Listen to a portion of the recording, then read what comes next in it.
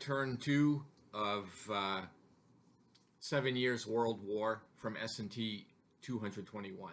And the second turn represents parts of the year 1757 and part of the year 1758. And the British player wins the initiative again.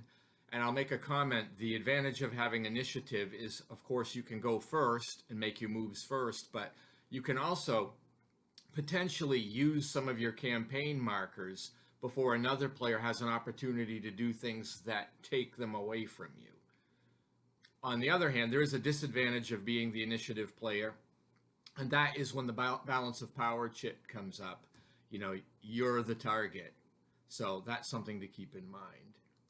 So England and Prussia go first, and during their diplomacy segment, the British player attempts to influence the political situation by rolling on that table. And English diplomats focus on the United Provinces.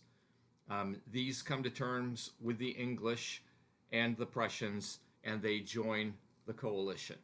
So the United Provinces are a minor ally in the game, but they do have forces that can be used if they're on your side. The British also set sail from England. A fleet from the home islands sails to the New World, to the 13 colonies, and they unload an army there. And then the fleet continues on to the Isle of Bermuda and lays claim to that area. And of course, the French are not going to be happy about this because it's going to interdict their Antilles trade route. So we'll see what happens with that. Also, an army from northern England moves into London. In the photo here, you can see it's the New World, and the English launch an attack against the French, who, if you remember, invaded the 13 colonies last turn. So there is a general there, Lieutenant Colonel George Washington, probably, is leading the British forces, and the French are defending with a veteran army, but they are annihilated. And as a result, Washington not only captures the area, but he upgrades his troops to veterans now. The English also select a marker. They get the Revolution marker, but they don't have the right conditions to use it, so they'll just hold it. The French player has to forfeit 2 campaign markers for losing this battle. In this next photo, you see Frederick III and the Prussian army launch an attack against the Russians in Poland, and the Russian army is completely wiped out here. And Frederick moves 2 armies into Poland and reclaims control of that region. And one of the Prussian armies is now upgraded to veteran status. And the Austrians and Russians have to lose 2 campaign chits. Now we go to the next player, France and the Maratha Confederacy. And in the photo, you see France is resuming its action against the British in the New World. And a veteran army is moved from Newfoundland to the interior. And then an attack is launched against the English army in the southern part of the 13 colonies. This time, the English army is annihilated, and the French are able to move 2 more armies into the 13 colonies. And the French gain 2 strategy chits, the English lose 2. Now we'll take a look in our next photo. This shows the French Navy going to meet the English fleet near Bermuda in order to clear their trade route. And in this case, the English fleet is defeated, so there will be no more blocking of the trade route. And I can imagine with all of those ships sunk near Bermuda, there's probably going to be a gold mine of salvage work to be done in future generations.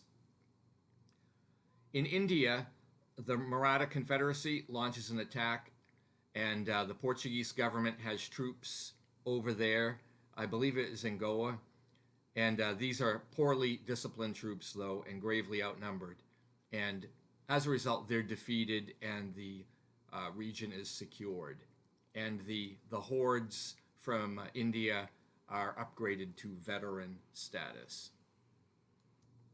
Then we go to the Austrian and Russian player turns, and they utilize their minor alliance chits.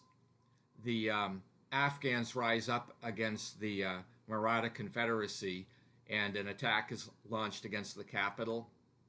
And in this case, the Afghani campaign is lost and the Afghan unit is eliminated. Meanwhile, though, the Russians decide to attack the Manchu Empire on the northern border.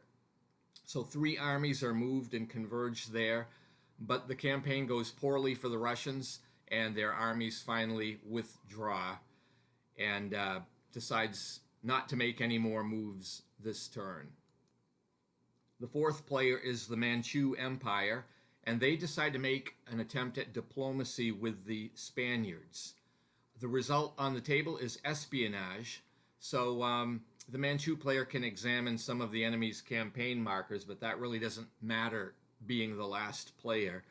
The second chit is played and it has no effect.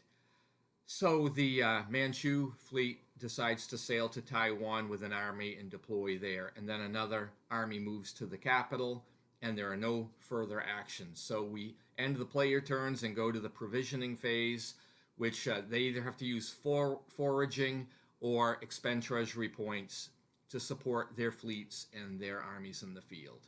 But that will bring turn 2 to a close, and thank you for watching, and stay tuned for turn 3.